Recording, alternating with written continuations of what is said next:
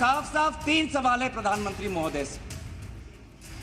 सवाल पहला कि आज तक वो मणिपुर क्यों नहीं गए?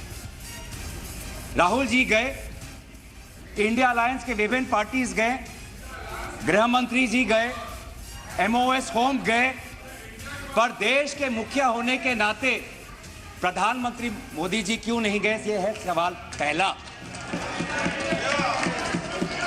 सवाल दूसरा कि लगभग 80 दिन क्यों लगे प्रधानमंत्री मोदी जी को मणिपुर पे कुछ बोलने के लिए, और जब बोले तो सिर्फ 30 सेकंड के लिए बोले। सवाल हमारा तीसरा कि प्रधानमंत्री जी ने आज तक मणिपुर के मुख्यमंत्री को बर्खास्त क्यों नहीं किया?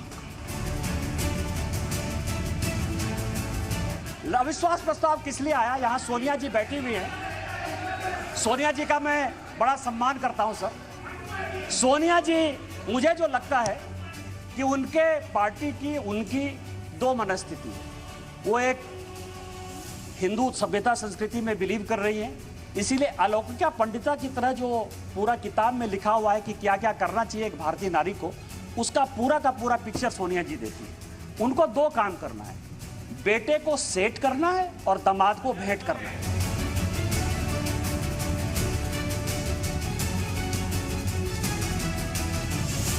सर 9 इयर्स में 9 साल में 9 सरकारें बीजेपी ने गिराई है।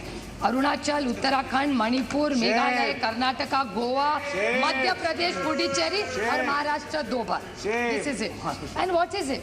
7 sins of Mahatma Gandhi. Politics, उस दिन मुझे अच्छा लगा जब अमित शाह जी बोल रहे थे सिद्धांत के बारे में। The 7 sins of Mahatma Gandhi, उसमें का एक है पॉलिटिक्स विदाउट प्रिंसिपल्स। और मुझे याद है जब बीजेपी सरकार में नहीं थी तब कह रही थी party with a difference. How are you a party with a difference? 9 साल में 9 सरकारें गिनवाई है मैंने।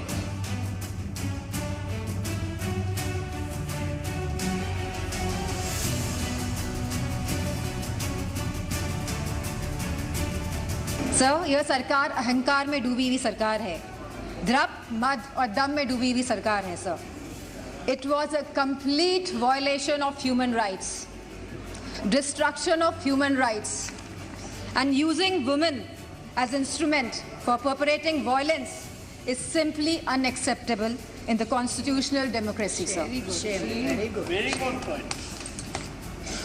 Sir, और इस पूरे कांड की सर निंदा पूरे विश्व में हुई है और हम भारतवासियों का सर शर्म से झुका है सर इस घटना को लेकर। Sir, it was a state sponsored ethnic violence.